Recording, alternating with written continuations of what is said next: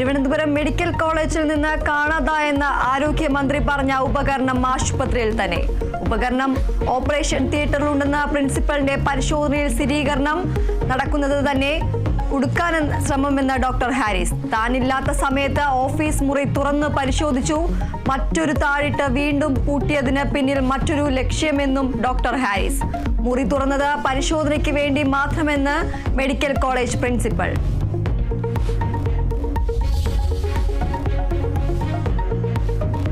ധർമ്മസ്ഥലയിൽ ഇന്ന് 13ാം പോയിന്റിൽ തെളിവെടുപ്പ്. മൃതദേഹാവശിഷ്ടങ്ങൾ സാന്നിധ്യം മനസ്സിലാക്കാൻ GPR സംവിധാനം എത്തിക്കും. ഇന്നലെ തെളിവെടുപ്പ് മുടങ്ങിയത് സംഘർഷ സാധ്യതയെ തുടർന്ന്. കഴിഞ്ഞ ദിവസം മാധ്യമപ്രവർത്തകർക്കെതിരെ ആക്രമണത്തിൽ ഒരാളെ അറസ്റ്റ് ചെയ്തു.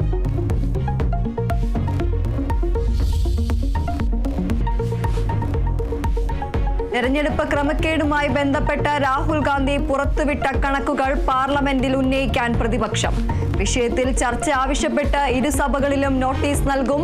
ആരോപണങ്ങൾക്ക് രേഖാമൂലം തെളിവ് ആവശ്യപ്പെട്ട സംസ്ഥാന തെരഞ്ഞെടുപ്പ് കമ്മീഷനുകൾ. രാഹുൽ ഗാന്ധിയുടെ നേതൃത്വത്തിൽ തിങ്കളാഴ്ച തെരഞ്ഞെടുപ്പ് കമ്മീഷനിലേക്ക് മാർച്ച്.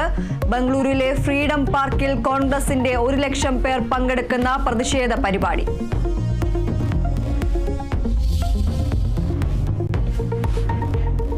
'25 ബാലന്തിയോർ പുരസ്കാരത്തിനുള്ള ചുരുക്കപ്പട്ടിക പുറത്ത്.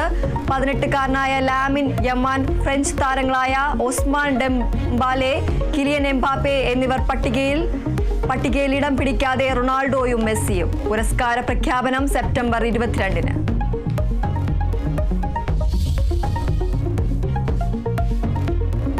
സംസ്ഥാനത്ത് പരക്കെ മഴയ്ക്ക് സാധ്യത. 6 ജില്ലകളിൽ മഴ മുന്നറിയിപ്പ്.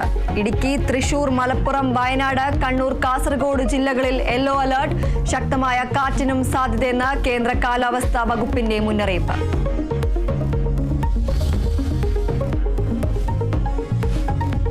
ഏറ്റുമാനൂർ ജൈനമ്മ തിരോധാന കേസുകളിൽ നിർണായക തെളിവുകളായ ആയുധങ്ങൾ കണ്ടെത്തി. തെളിവുകൾ കണ്ടെത്തിയത് സെബാസ്റ്റ്യന്റെ ഭാര്യ വീട്ടിൽ നിർത്തിയിട്ടിരുന്ന കാറിൽ ഡീസൽ കന്നാസും കത്തിയും ചുറ്റികയും. നിർണായക കണ്ടെത്തൽ ക്രൈംബ്രാഞ്ച് ഇന്നലെ രാത്രി നടത്തിയ പരിശോധനയിൽ.